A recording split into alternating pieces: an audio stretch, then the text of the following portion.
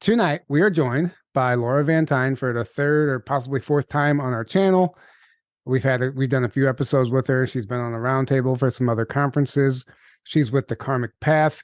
She does some incredible work in the astral realm. You might as well have an office set up there if you don't already. And I know you help people remove dark entities, but you do so much more than that, soul health coaching and among many other things. It's very interesting to me right now what we're seeing in this spiritual war, the shadow war.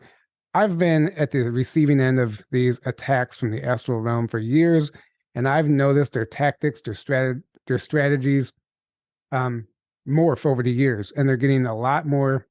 They're clever. They're very clever. They're getting more deceptive. That trickster energy, it's hard to tell. It used to be very simple. Anyway, there's so much I want to cover today. So welcome to the show. Thank you. You are so right in that. I'm working on a book and I'm looking back at the history of what I do. And it's like, gosh, when I thought helping dead people cross over was like a hard thing, right? It's so morphed and changed. And I don't even know where to begin because we are at a tipping point. And I'm realizing something, and that is we're talking about, the Bible talks about the revelations, right? I think we're in the revelations, but it's not what the Bible necessarily says. We're in the reveal, the big revealing of things. Yes. And as things are unfolding, everything is getting uncovered. And the dark side, many different species of dark side, are really nervous, and they're trying to up their game and trying to shift things as fast as they can to attack and assault humanity. Really, it's really about the pursuit of humanity. That's their end game. And we have the ability to be stronger, smarter, and wiser than they are. Mm-hmm. Absolutely, yes. We do. Absolutely. And it all goes, always back to the inner work, but not just the inner work. More importantly, knowing yourself. And something you talk about a lot is how to identify if a thought is your own or not, because this is one of their tricks. They can put negative thoughts into your head, and it's a form of mind control. It could be connected with AI. Maybe you can elaborate on that a little more, but either way, this is how they're controlling people. Some of these thoughts that you're thinking, these negative thoughts, you're walking along, you're having a good day, all of a sudden you have this dark feeling come over you, you have these dark thoughts. That's probably not organic. And what are you seeing in that realm? I see that all the time, and their tactics are changing. There's many different types of dark beings, and we've talked about this before. I call it, the bucket term is the Luciferic forces, those that fell from the light of God, God's source. They can be reptilians, they can be fallen angels, they can be anything. It's, who's who in that spiritual zoo. Knowing how to identify them is key, just because knowledge is power. But these thoughts that are being put in our heads, this form of mind control is coming from many different facets. It's even coming from certain humans as well. If we look at humanity right now, everybody is so divisive, right? I don't know anybody who has, honestly, an intact family where the family members are still speaking to each other. There's somebody who's kind of gone off the rails and they won't talk to anybody or associate with this person or that person. This is what the dark side wants. If you're experiencing this, do your best to keep the connection, but don't compromise your soul. You can love somebody from a distance, and that love keeps going. But as far as this mind control stuff is happening, we're seeing it play out on many different fields, from the Transgender Agenda, for example. That's a huge one, because if you can grab the kids early, they're much more manipulatable. That's a huge deal. It's a huge win for the dark side. Our children should be playing in sandboxes and learning how to read and write and, do some math. And that's what our kids need to be doing. Right. They don't need to be having lessons in sexuality in kindergarten. Right. Yeah, right. There's, going back to the transgender agenda, it's not just mind control, but it's also DNA manipulation. It's things they're putting in the food to water the air, the deodorants, the estrogen levels. They're trying to manipulate everything within the male and female. And it's causing neurological issues, parasitic thought forms that actually cause these people to want to change their gender or whatever. I know I'm going to trigger a bunch of people by saying that because I'm not judging anyone for whatever they choose and whatever they decide, but at the root of all of it, I don't think it's organic. I think it's from a long line of generational manipulation on the DNA and the mind. And it's like the monarch programming. That's exactly what that is. Um, I want to ask you before we go on to all that stuff, what are some of the things you're seeing in your sessions right now? Is there anything that stands out to you that is alarming or concerning or just their new tactics? I'm seeing a lot of different nefarious beings that I haven't seen before. And I'm also seeing that they're starting to work together, where I'm just going to use general terms, but the grays and the reptilians are now working together. That's a relatively new concept. The Anunnakis, which is my word for them, because if you switch out the syllables a little bit of Anunnaki, Anunki, and no energy. They're starting to work together. This is alarming. They have created AI, and I'm watching the AI when I work with somebody, especially with an entity or implant removal, which is pretty much several times every day. I'm seeing variations in these implants and the AI. And I'm watching the AI also go down family lines. So, for example, let's say the reptilians maybe have a hold of Joe's family, his whole lineage. These guys have been imparting their force upon Joe's family for many, many generations. If you can look at the spiritual DNA of Joe, which goes into his family lines, and you start to clear that up, and you actually I'm looking at their spiritual DNA through a quantum field, and I'm looking at miasms or spots on that DNA. And if we can properly remove them and heal them, they don't have access to us. It stops that effort. It's a big deal. Mm-hmm.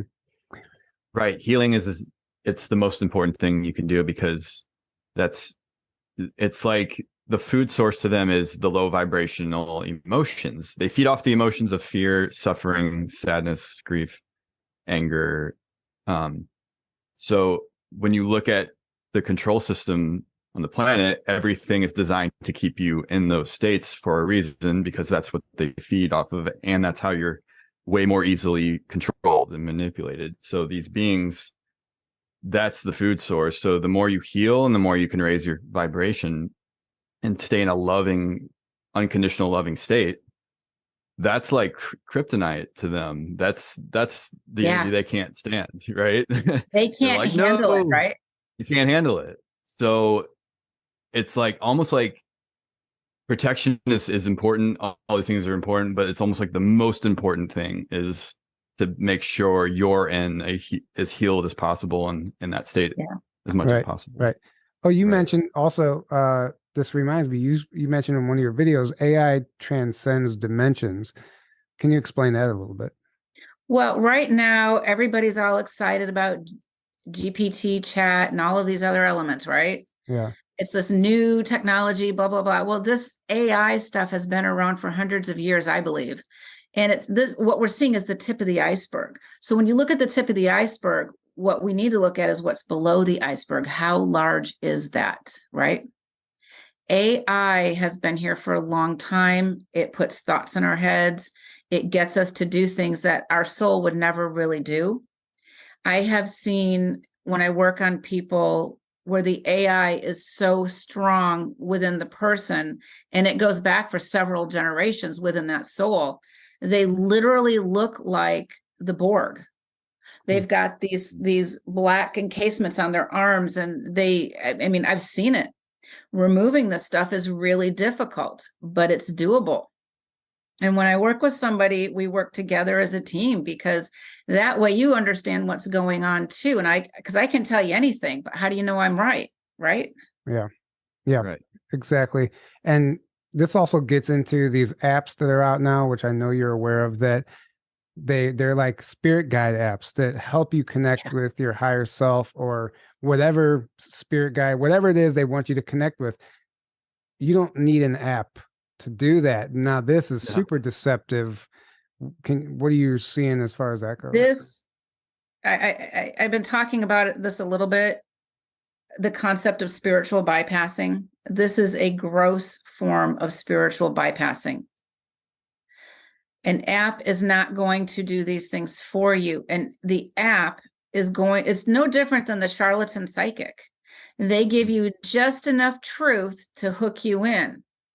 So now I blindly believe them. And now I don't even, should I go to the restaurant now or should I go to the restaurant in an hour from now? I start not making my own decisions based on whatever this magical app says, right? Right. This is a problem. We have to understand that AI is here to stay. Countries are utilizing AI in many fashions that we don't even know about right now. But what we need to understand is if we can look at AI with wisdom and discernment, it's the game changer.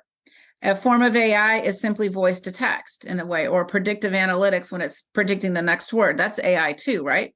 Mm-hmm. But if you can detach yourself from it and understand that this is just one small aspect versus getting hooked into it. And I think there's also a lot of AI in video games that kids are playing.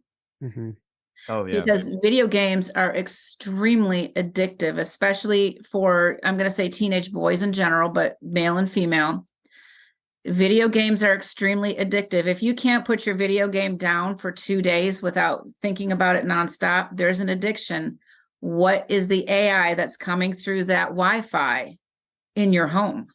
Yeah, well, there's hypnotic frequencies, mind control frequencies. Mm-hmm. There's, when we interviewed Cyrus Parsa a long time ago, he talked about proximity sensors in these devices. There were where people would actually it would literally create a phobia. The further away you got from the device, you would panic. This is actually the tech working in tandem with your body. It's not just a natural response.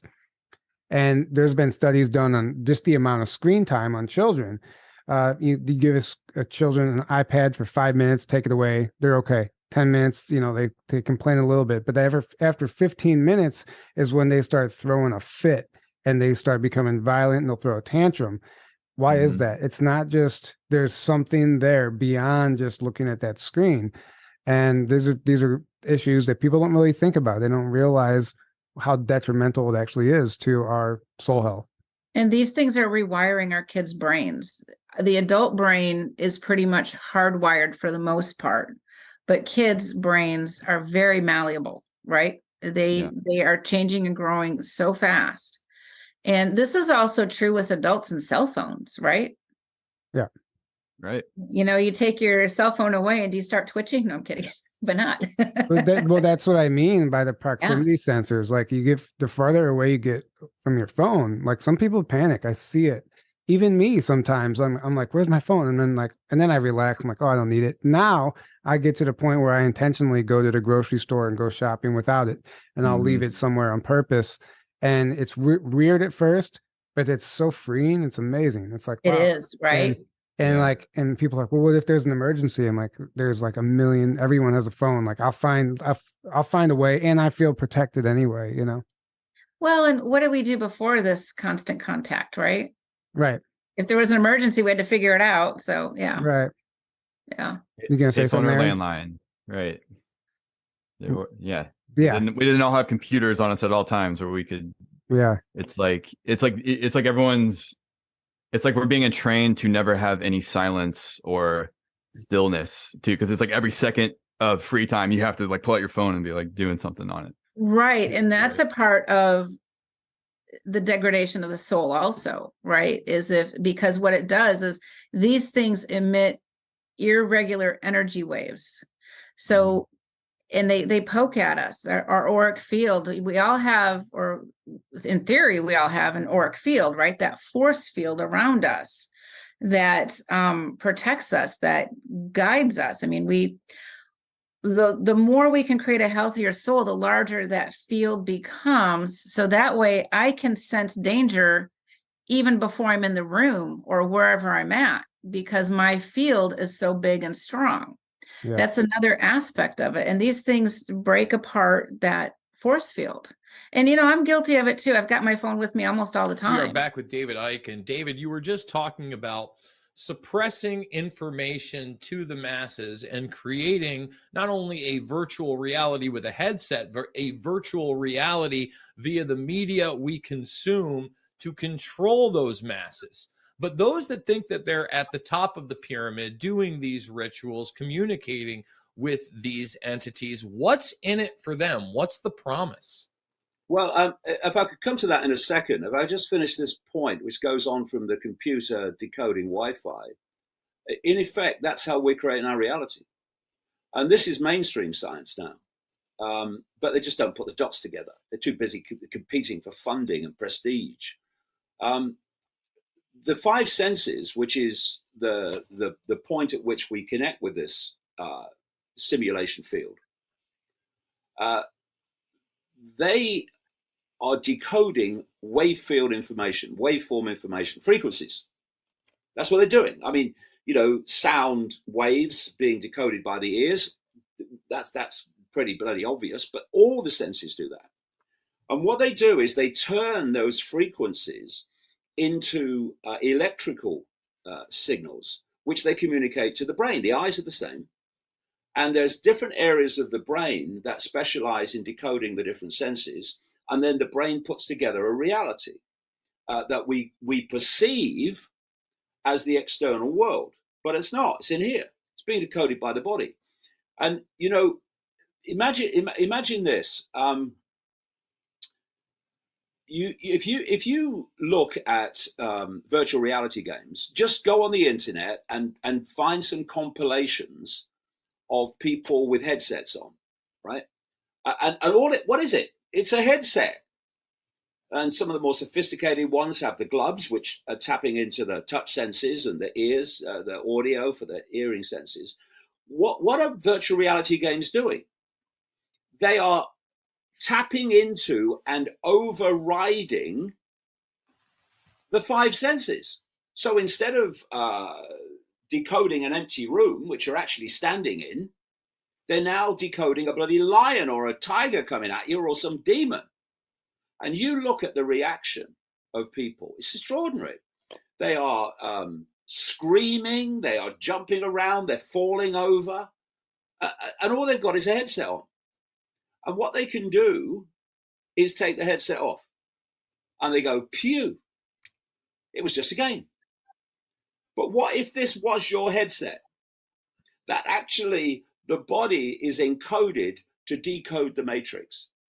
And if consciousness gets trapped in the body, believing that's all it is, then whatever the matrix is feeding it as a reality, it's going to believe is real. It's going to believe it's actually what it seems to be. And so then imagine this. You're in the womb and your developing headset, body, decoding system is developing. You come out of the womb, your parents have got headsets on, bodies. Or your siblings have got headsets on. You go to school, teachers have got headsets on. College, university, professors, academics, headsets on. Turn on the news. Hello, good evening and welcome. Here is the news. Guy with a headset on. You go to work and all the people around you have got headsets on. The scientists have got headsets on. The academics have got headsets on. The medical profession have got headsets on. You are going to go from womb to tomb believing that reality is real, not only because it's being fed to you, but because everyone else is confirming that that's how things are. And it's when you start to expand, what it is, it's moving your point of attention. If your point of attention, energy flows where attention goes, is only in the five senses, then you're in the matrix and you're of the matrix. Everything you are getting and perceiving is from the matrix. But when you move your attention into your true I, consciousness, and the more you move it in, you eventually breach the walls of the simulation. You start to see things you could never see before, because now you're not in the world and of the world. You're in the world, because you can't be not in the world if this is not decoding the matrix, but you're not of the world in terms of your perceptions. And that's called awakening. That's what awakening is. And so we are living in a world where, of course, if you go down to the level of censorship and all that, and control of information, they are manipulating our perceptions by controlling information. But what's being missed is the entire reality is controlling our perceptions. It's controlling people's perceptions of who they are, their self-identity, of what the world is, what's all happening is, and what it means. When actually the picture is vastly greater than you're seeing at the level of the human world. And you've got to keep asking the question why, and keeping your mind open to get deeper and deeper into what's happening before you can realize the scale of what's going on. And why is this important? Okay, what this reality is, as I've been describing, is an induced dream. We're being fed information that's giving us a dream world that's not real, but we experience it very much as real. And if you're having a dream, say you're asleep at night, and you believe the dream is real, then all your emotions and your thoughts are being dominated by the fact you think it's real. Whether it's fear, whether it's falling off a cliff, whether it's this or that, whatever it is, you're emotionally reacting and mentally reacting to the dream. Now, I don't know if you've had these dreams. I have them all the time. I'm sure many people do, where you have a dream, but you know it's a dream. You know it's a dream. And what happens then is you take a step back and you're observing the dream, because you know it's a dream. And what happens then? You're not getting emotionally pulled in. You're not getting mentally pulled in. You become the observer. And what's the observer? It's consciousness. And what I'm saying in the dream is that what we call mind is actually an AI program running through the biological computer. No, not AI as we know it, because AI as we know it is only where it is now in the human world. What I've kind of learned over the period of writing these books is that the astral, the astral is part of the matrix. This is one level of it. That's another level of it. That's the level that people call the spirit world. And beyond it is infinity. But what is running this entire matrix is not people pressing buttons. It's AI. AI is running it. But a level of AI, Astral AI, I call it, which is phenomenally greater in advancement than anything we see even now in the public arena. And what's happening, if we just think about it, all this technology is coming in, and they have front people like Gates and Brin and Page at Google and all that stuff. Oh yeah, this is how it came about. Oh well, that didn't, mate, is it? It's a cover story. It's coming out of the underground bases. It's coming out of the secret projects. Actually, ultimately, it's coming out of the astral into this reality.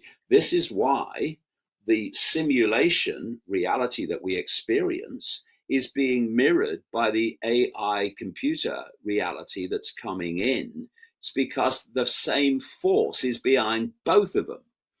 And so as you look at the body, the biological computer, running through it is this, what I call Astral AI mind. And that is running your life from cradle to grave. If you don't become conscious beyond it, then that's awakening. Then you start to see it. If you're only in a Astral AI mind, as I call it, you're in the program and of the program. And so your life is basically dictated by the program, and you basically become, in that state, what is known in virtual reality games as a non-player character. A non-player character is someone who's run by the game. They're not influencing and impacting on the game. They're being completely run by the game. And that's what happens if you're only in AI mind.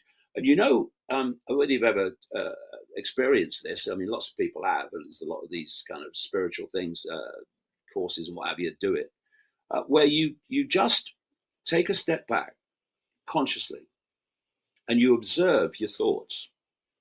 And as all that chatter's going on, which you thought was you, and then she said, and then they said, and then I said, oh, have you heard about that? Oh my God, all that stuff, all that chatter. But you're observing the chatter now. What? How can I be observing the chatter? I thought that was me. No, that's Astral AI mind. That's the program. What's observing it is consciousness that is outside the program.